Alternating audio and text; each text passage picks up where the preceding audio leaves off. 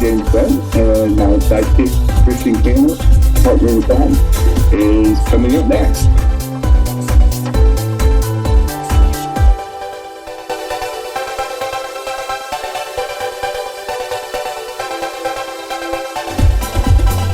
Hey everyone, I'm Jen's sidekick. Welcome to Two Queers in a Truck. Hi y'all. See you soon.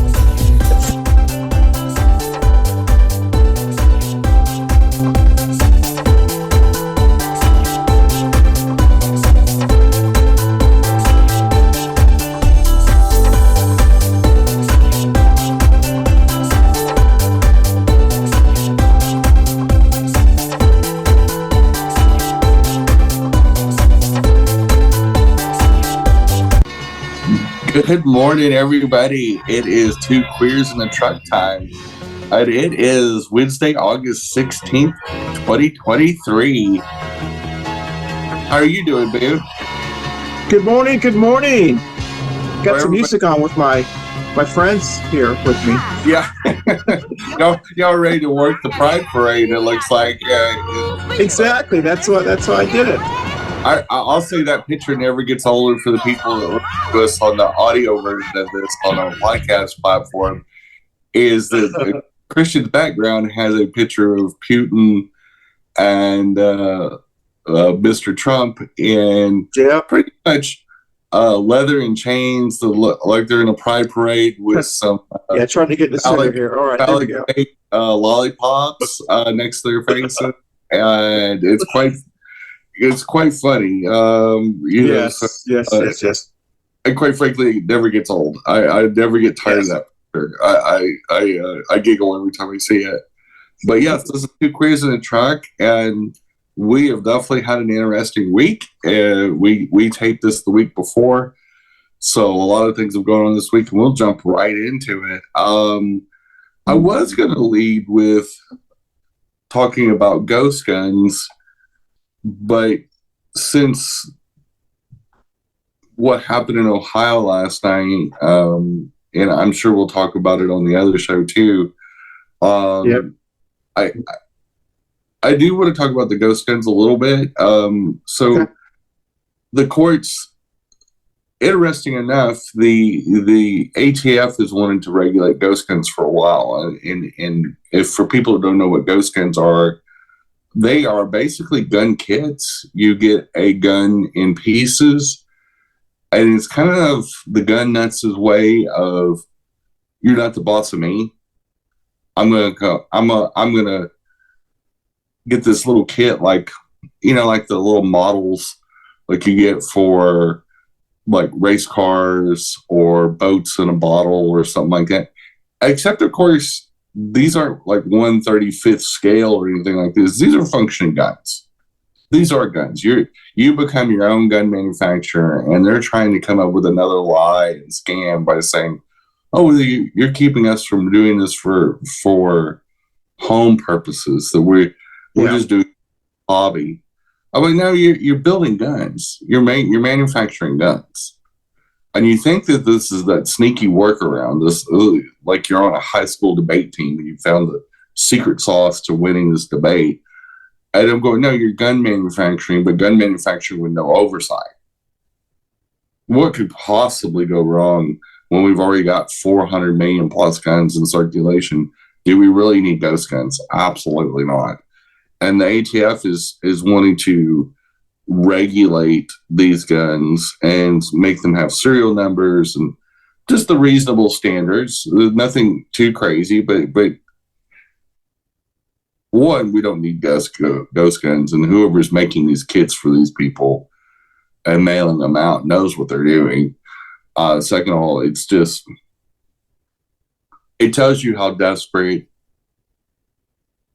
and what a fetish guns really are. This is not about, listen, even though you don't have a right to own a gun, it's just another ridiculous, crazy, let me see what I can get away with, childish type of thing. And the problem is there's a lot of young people that are getting a hold of these kids, and what's going to end up happening is you're going to have a proliferation of unregistered guns that actually can fire, and that can be, that are weapons of death and war. And there's nothing protected about this. There's nothing. It's I mean, and to add to the fact that we already have 400 million registered guns, and and we won't even talk about guns that are mysteriously stolen out of police lockers, and just all the black market stuff that goes on that probably law enforcement's halfway in on it, and you just got an out of control problem. The most important victory yesterday, though, is what I guess I should go back to the ghost gun thing real quick. So the Supreme Court this last week ruled against ghost guns.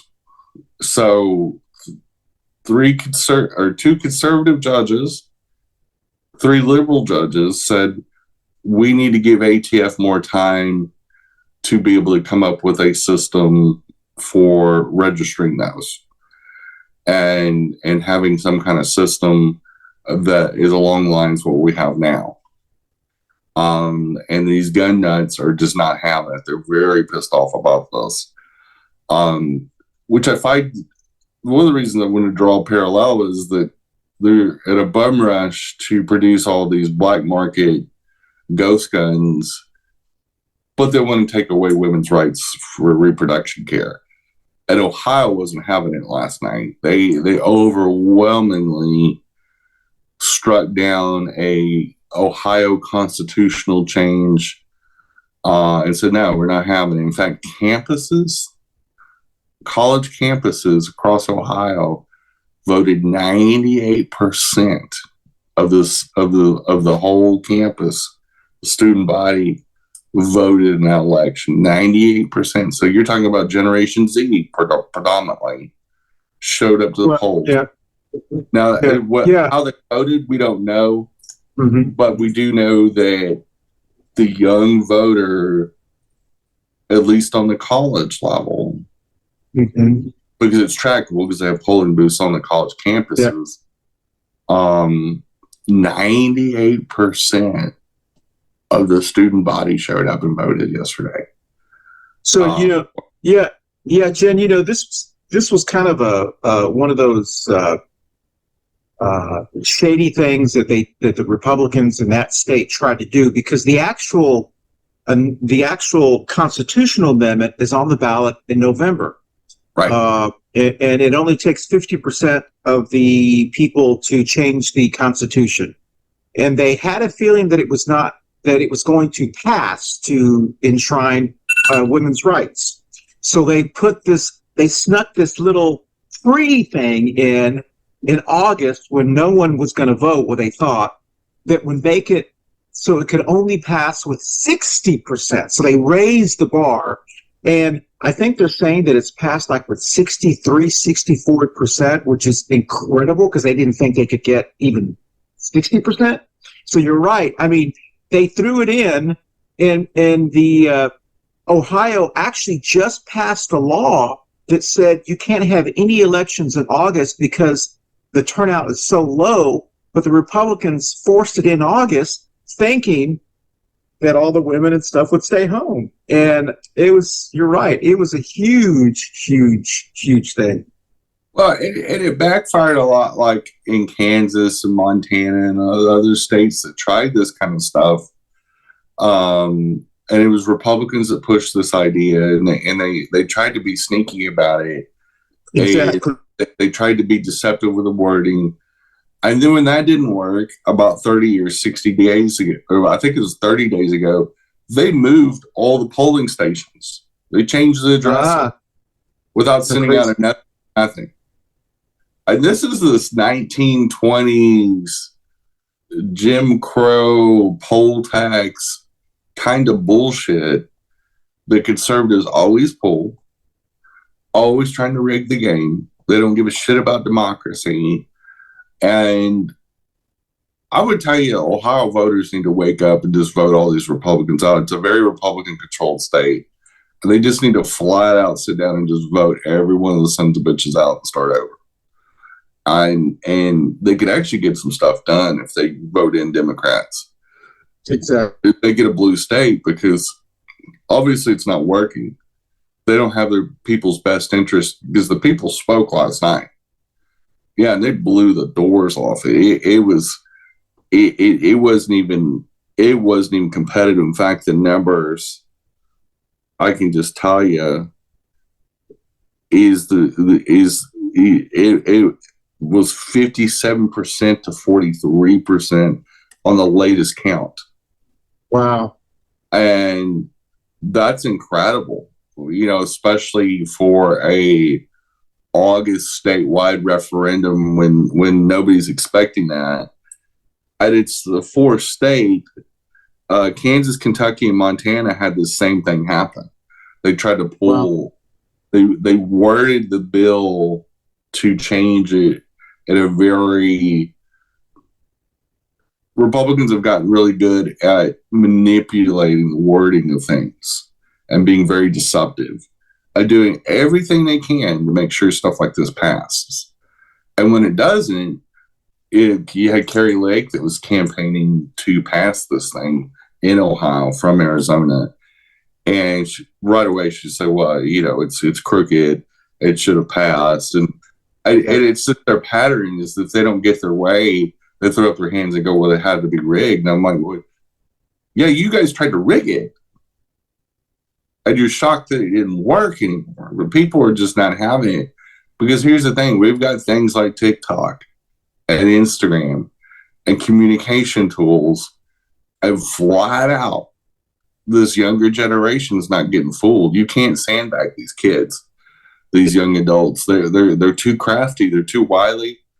And they know what they want, and they know they want change, and they are going to be the same generation that was marching a few years ago in the 2020 summer with the George Floyd protests, and they're not having it. They want this. They need the social justice. They want the social justice, and they're willing to fight for it. These are very battle-hardened young adults that kept us from having a big turnover in legislature bodies last year in the 20 midterms. And I'm telling you, you're probably going to see a blue wave next year. If this keeps up, I think there's going to be an absolute smackdown, and you've messed with the wrong people for too long, and you're finally going to find out. But speaking of messing with the wrong people, there was a boardwalk brawl in Montgomery, Alabama, and it's the craziest thing. I saw that. Tell us about that, Jenny, because I saw that on my feed and I didn't go into it. That's crazy. And so there was a co-captain of one of those, those little paddle boats, those little, little riverboat looking things. Yeah. Was okay. And some jackasses in a pontoon boat, all white people, was making it tough for that boat to dock. So the co-captain happened to be a man of color. We went over there and said, hey, if you can adjust where you're putting your boat so we can get this boat docked. Yeah. And then that happened. And then they came back over and chased him down. And I guess they didn't like the way he said it or whatever. They started throwing fists. It was I think initially about 5 white people that were on that boat, 1 woman and 4 men, it looked like. And they started beating on this guy. Well, they started cornering him, and he knew he was in trouble. Yeah. So he took a hat, threw it up in the air as a signal, like way up in the air. And that's our break, but we'll come back with a little bit more a funny topic. So we're up against our first break, and we'll be right back with some more Two Queers in a Truck.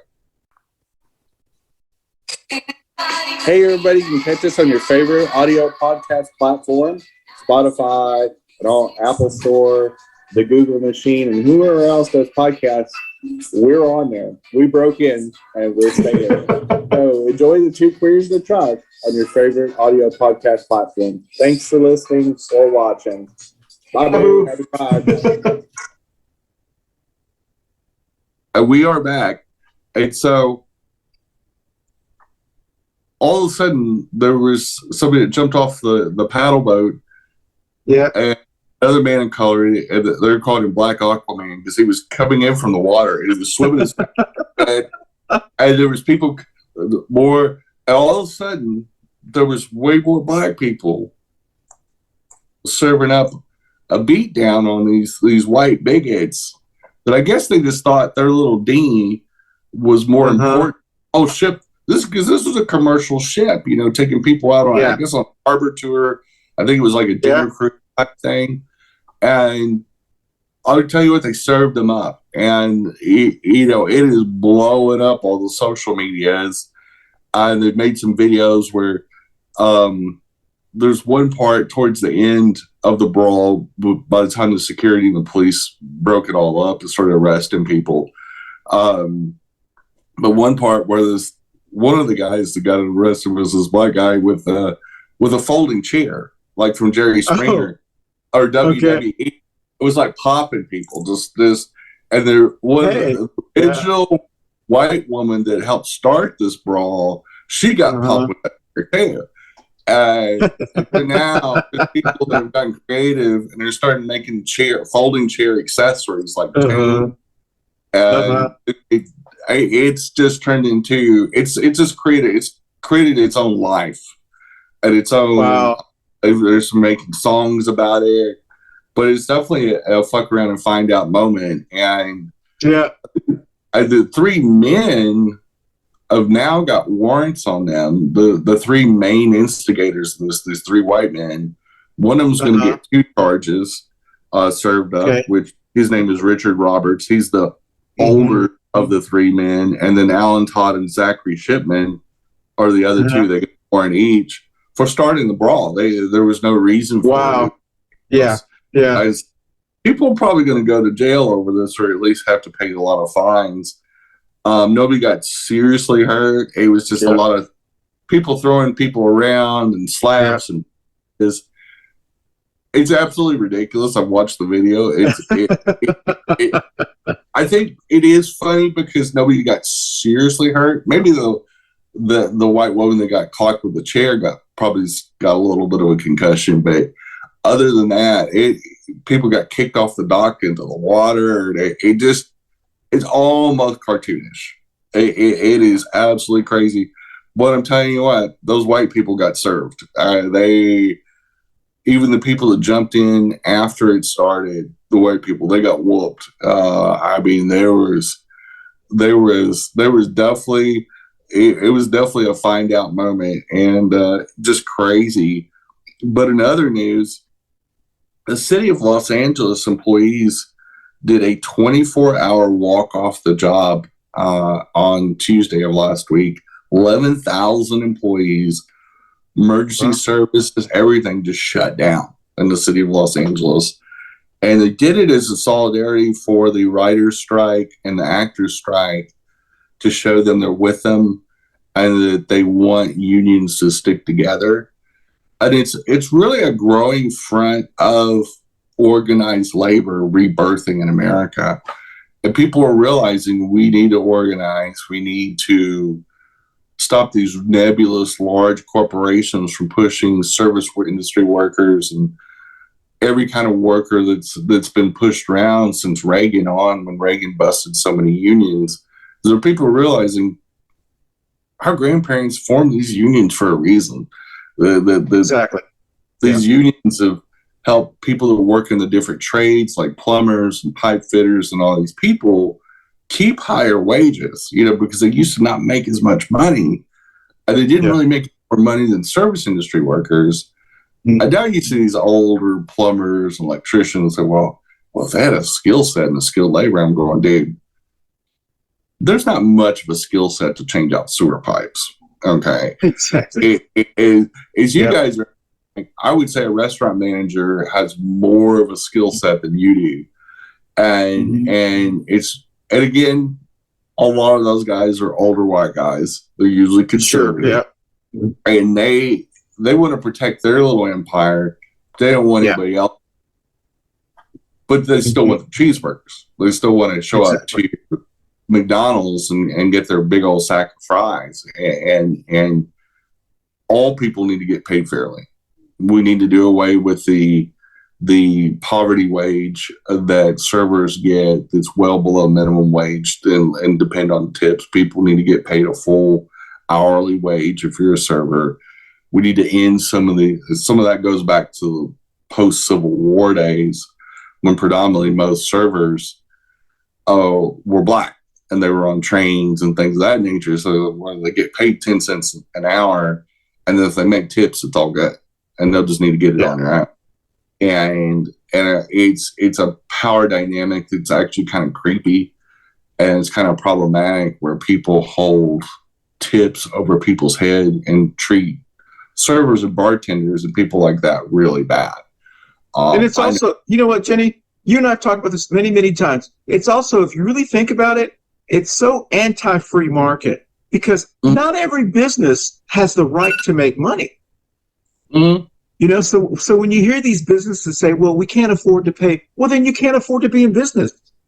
It's very simple. If you can't afford a living wage for your employees, then maybe you shouldn't be in business. Let someone else try. And it's also a really big lie because the wealthiest people in our country since COVID have made an extra, and this is an extra, $3 trillion with a T. That's $3,000 billion. A person that makes a minimum wage, it would take them 75,000 years to make $1 billion. Now, I don't know about you, and I wouldn't mind living 75,000 years. I don't know what I'd do with myself. But that's how, I don't think people fathom how much $1 billion is. And the fact that it's about 14,000 Americans that make up this high wealth club, and about 800 of them are billionaires, and which made the bulk of that money. But they gained, it was like $3.6 trillion. And that's insane in just in a few years. And conversely, Generation Z and the younger millennials, that little block of people lost that same amount of money.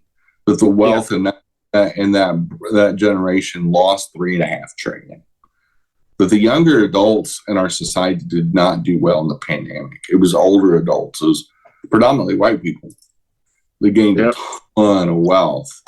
And high wealth individuals, not just white people, but these people that own like the majority stock in Starbucks and, you know, the Elon Musk and the people that made a ridiculous amount of money. And it literally, we just watched theft in front of our eyes. And that's one of the reasons we had so much inflation, is that the last inflation cycle is really called greed inflation. And it's the greed of very large companies worldwide taking advantage of manufactured crises as far as supply chain, stuff like that. There was never such a supply chain problem. It was a greed problem. It was people holding things up at docks to make extra interest off that. And there were so many really manufactured problems because, well, everybody will believe it, you know, and Biden fixed it in like a day. So, well, you'll start paying fines if you keep this stuff. So every dime you're making is going to go in taxes and fines if you keep holding up goods and services. Boom, all of a sudden supply chains changed, you know, loosened up, and all the goods and services went out, and we never had a shortage. We never saw stores empty. We never really had that big of a problem. It was a big crock of shit, and I'll prove it in the next section. But in this section, even though we carried over that subject, one of the biggest things is there is a bull on the loose in Charlotte, North Carolina. I saw it on the news feed. Yeah. Nobody's talking about this. I saw nobody on the social media talking about this. And it's a big old 900-pound bull. And I call this section Nature Claps Back. But between the orcas that's sinking boats and attacking boats and bulls getting out on the loose, I'm telling you, nature's not having it. Gen Z Yeah, that's right. are clapping back. They're whipping ass in Ohio voting. Bulls are getting on the loose, and they got this wording. And whoever wrote the article that I read was like, the 4 things you're not supposed to do around, a wild bull. Yeah. And like, common sense things like don't turn your back on the bull, don't get aggressive with it. If it starts to take its little hoof and paw on the ground, that you're supposed to back off. I'm like, hey, if I see 900-pound bull running around my neighborhood, I ain't approach that thing. So what happened? Do you know what's happened? I mean, as far as I just thought it was loose. I looked everywhere to find so as far as I know, this bull's still on the loose. And okay, now I hope they never. I hope he gets that free. Is hilarious. Doesn't get tortured anymore. Yeah. And I hope he goes out and finds a happy pasture somewhere and has the best life ever. Right? Yay for the bull. We don't even know the bull's name, but whatever the bull's name is, I'm happy for that. It's got horns. I saw a video where somebody looks like on their phone was sitting in a car and they're going, "Oh, here he comes," and he's just going down the street, he's just trotting along, chilling out, and just out into the neighborhood. And do you know where in Charlotte this was, or do you have an idea? I read the article. Okay, I think it was in Northwest Charlotte, if I'm not mistaken. So maybe all right. I can see it being loose out there. Wherever it was, he made his escape. He's like, "This is my chance." The owner of him tried to lasso him with police help. It didn't work. And he slipped off. He's a wily old bull. I'm just telling you. Wow. Through this. And if the orcas can do it, I can do it. And we got bulls and orcas just pushing back against human beings. That's crazy. I think it's funny as hell. I've been dying about this, and ever since I saw this, I've been dying to talk about it. But we'll be right back. This is our second break, and we'll be right back with some more Two Queers in Truck. All right. Hey, y'all, we have Pride Week going on. We have special events, including tonight. We have the Caldwell Presbyterian Church. We have the LGBT Dems of Mecklenburg County. We have an event. And we also have Charlotte Pride coming up this weekend. So look these things up, and cltready.org is the date to see for tonight's event, which is Wednesday night, I believe at 6:30. And hope to see some of y'all out there for both events. Bye, y'all. Pride. Happy Pride. And we are That's back. Bizarre. You should have ended with that one. I've got some funny ones. But, okay, all right. But like some crazy stuff. The last subject is pretty crazy, actually. If you think that was crazy, wait, there's more. We got guns that look like knives and knives that look like guns. Sunday. Yes, this one's been a pretty wacky addition, I could just tell you. We got a lot of the news and a lot of the happenings lately have been kind of dark and depressing. But I also look for these moments, and you look at it in current history and in pop culture. And I don't think it's as bad as it gets painted. And I think some of it's because progressives don't want other progressive people to lay down. Yeah. But conservatives want to give us a feeling of defeat. Yeah. And so a lot of times our situation is made to be more dire than it is. One of the reasons I say this is an interesting trend with China, and this has been happening a lot since the pandemic started, but it's also been a downward trend for China in general, and it explains one of the reasons they're being so aggressive with Taiwan is China's exports in July dropped 20%. Wow. Mm-hmm. And it's something because the United States and European Union importers, there's more of a demand for European and American made products. Manufacturing gone up in the United States. We've added 800,000 jobs since Biden took office. We've put so many incentives on the table, and the Biden administration's put so many incentives to buy American, American first, which, Republicans talk about and Democrats actually do, is exactly. A lot of the things that Americans are buying are more services from Americans. They're buying more local. They're shopping small.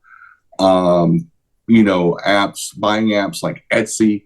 It's predominantly American goods that you can buy off it, and they're getting more handcrafted stuff. And you're seeing this trend, especially coming from the Gen Z group again, is that their consumerism is a lot different than, say, Gen X, our generation. We look for best price. Gen Xers are cheap. And they're used to Chinese goods, and they're used to, and it's not just China that's dropped. South Korea and Vietnam have also had massive export drops in the last few years, and especially this year. And people in Europe and the United States are just changing their value set, and especially the younger generation is more conscious of issues with China's labor laws. They're going, and being more conscious about the fashion that they buy, upcycling, doing more things that not only cost less money, but are better for the environment. Because they're just like with reproductive issues, if we don't keep these rights and we don't keep our planet clean and livable, we got a problem. We're the youngest adult generation. We're going to be around a long time. And hey, Jenny, I know it's way too early to know this, but I'm wondering, because you hit the nail right on the head with Gen Xers. You and I, or at least I'm not a big fan of my generation. We're the generation that says, proud to be an American, wearing cheap Hobby Lobby American t-shirts and made in China flags and, stuff like that. Yeah. But, during the pandemic, a lot of these younger people, especially millennials and Gen Zs, did something that we could never do. And they got an increase in wages that we thought would never happen. Many of them are $15, $16, dollars an hour, which means they have a couple of extra bucks. I wonder if they're now going, I can either spend $10 for this Chinese t-shirt, or I could spend $13, $14 for this American shirt that may last a little longer, So like you said, we were like, what's the cheapest? They're like, what's a good investment that will last me a little bit longer? Or I'm wondering if that's or they're shopping small, because again, exactly sites like Etsy, for example, and I'm using Etsy as an example, even though there's many more, or they're buying off some Instagram store that they know the person lives in the United States. Is it trying to? You're seeing a value shift that I think is a long-term trend for Gen Z and the younger, well, they're saying, I think it's up to us. I think the old people in the room have abandoned us, and I think they've got to. They look at Gen X, they look at the baby boomer generation and go, yeah, they've been very selfish, very self-absorbed generations.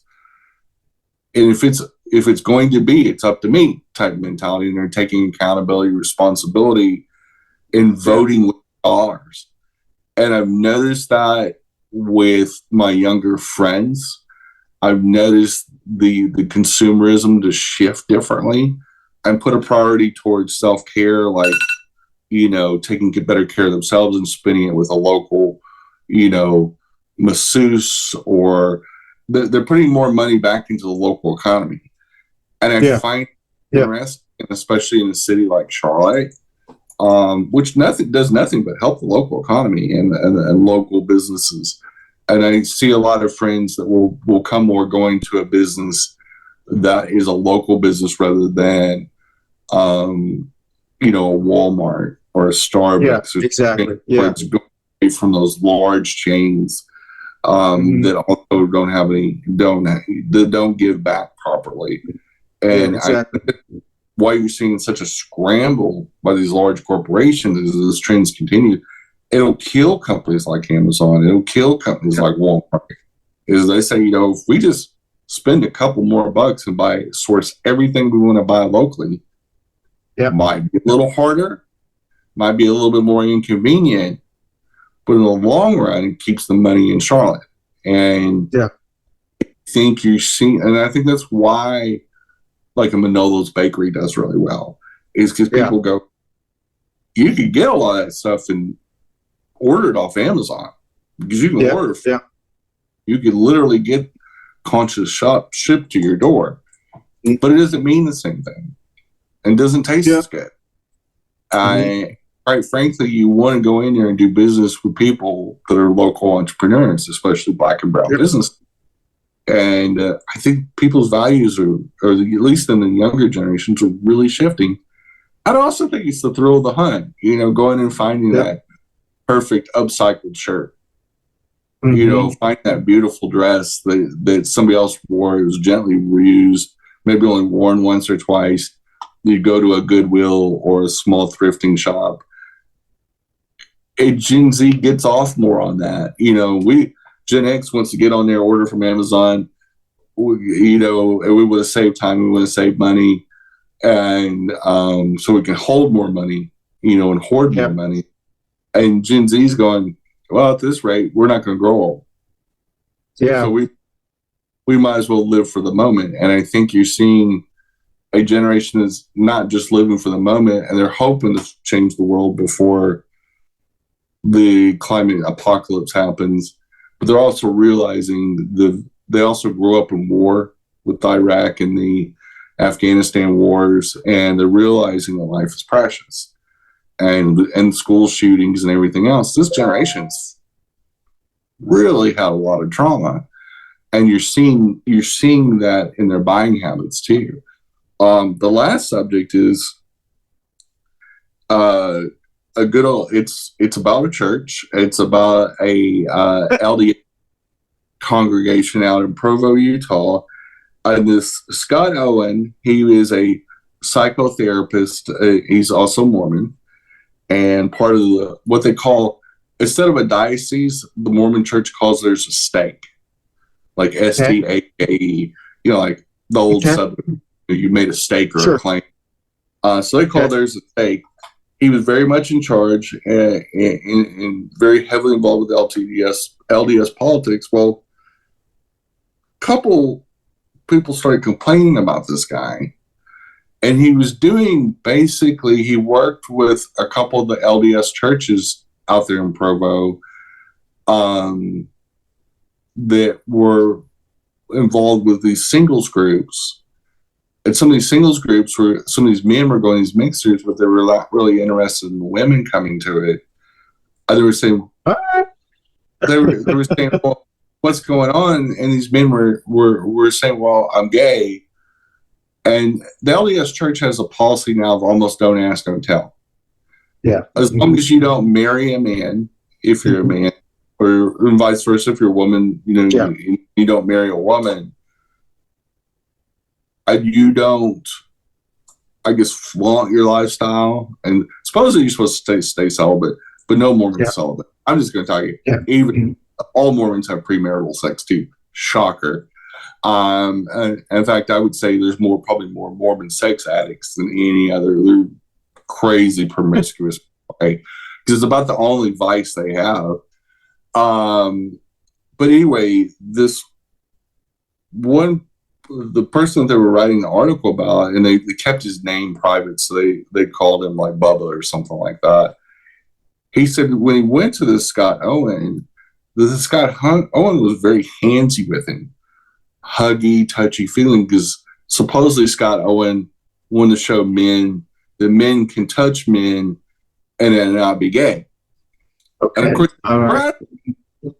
over time, this guy gets more affectionate with the deal, and this guy abused his patients and did sexual things to them over a 20-year period, doing basically gay sexual things and gay touching to teach them how not to be gay.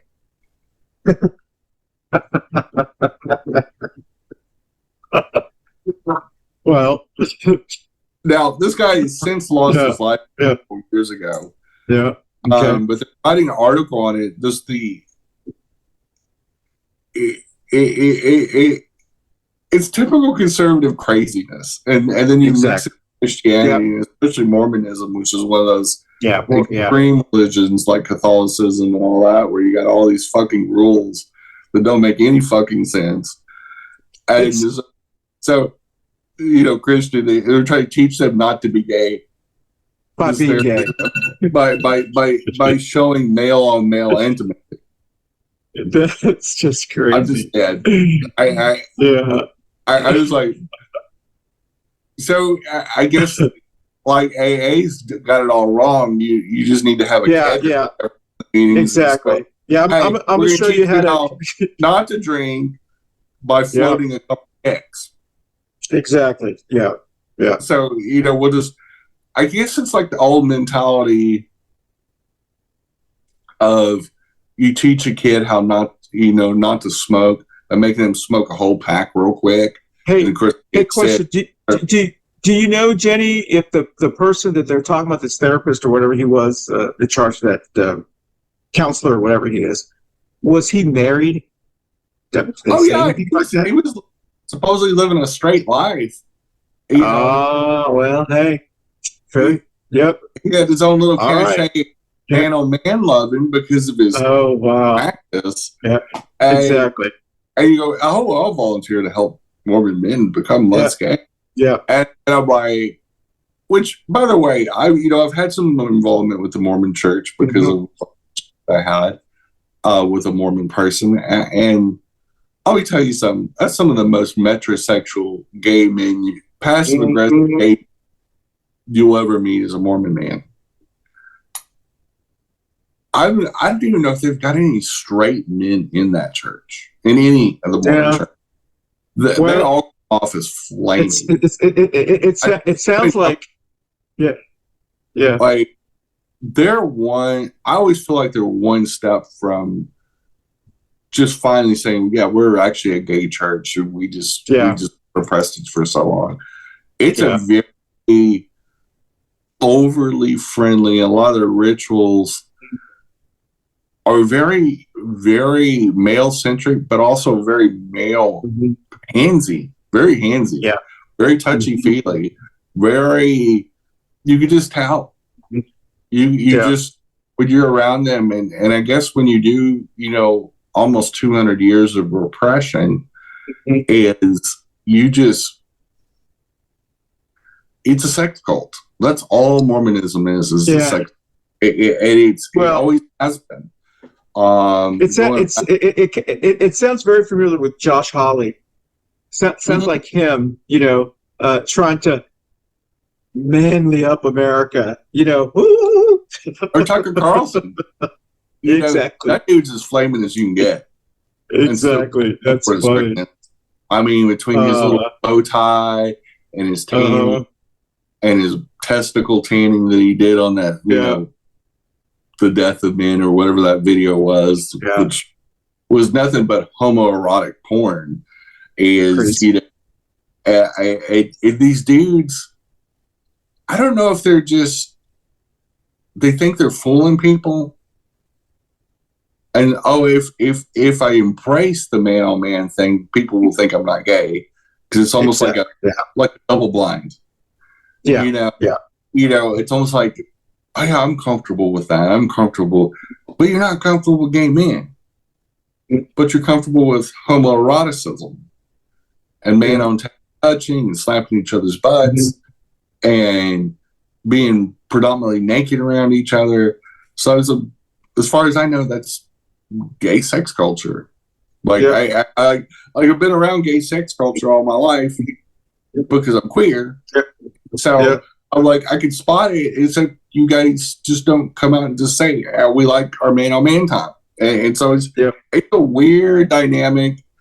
I'll never get it, and I lump all those like Jordan Petersons and all those other guys into this lump of they've got these weird sex hang-ups, and they fetishize pregnancy, and they fetishize so many things, and they create these weird fantasies that don't exist anywhere but in their heads. Yeah. Nobody else is buying.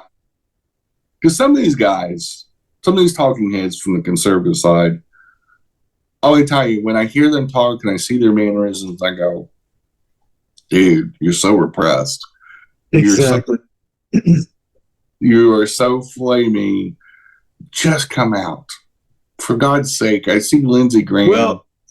Well, you and I have been talking about that for years now. We've been talking about how the modern day MAGA GOP person is, they're like, and I know this is terrible to say this, but it's like, they are so gay.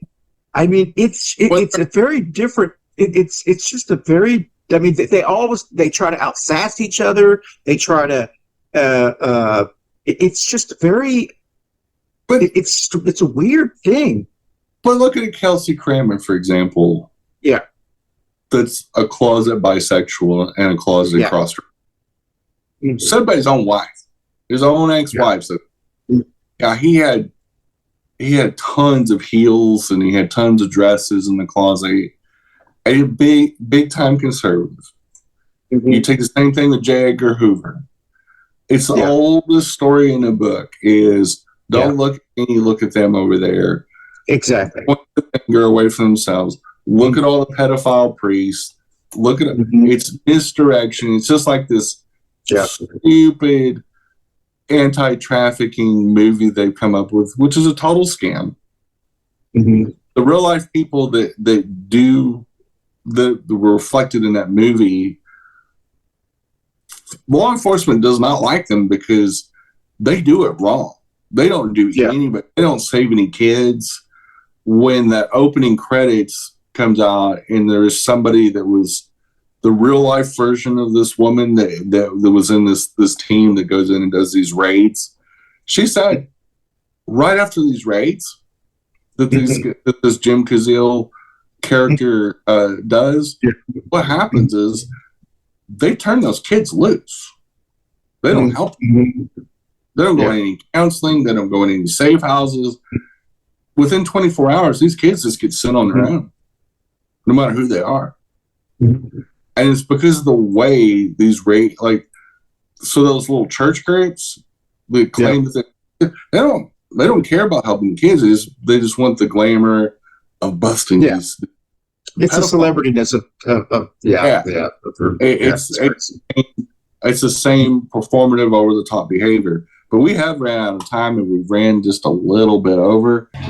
But yeah, I knew I was going to end the show with this story because, a Mormon counselor doing gay sex and trying to keep people from being gay is the best way to have a Two Queers Pride Week, Charlotte Pride Week show. So, exactly. Bye, Boo. See you next week. Bye, Boo. See you next week. Oh, you can't see it. There we go. Hey, y'all. Thanks for watching Two Queers in a Truck. And if you're in the Charlotte viewing area, coming up this weekend, a Charlotte Pride, our annual event. And be there and don't miss it. Thank y'all. Bye, Boo. Bye, Boo. Hey, everyone. Thank you so much for watching us on Two Queers in a Truck. Don't forget, you can watch us anytime at your leisure on our video podcast platforms like Facebook and YouTube. But you can also listen to us, either this show or any of our past shows, on our audio podcast platforms like Apple, Amazon, Google, Spotify, and all of the other ones. So once again, thank you for watching Two Queers in a Truck. I hope you enjoy our show.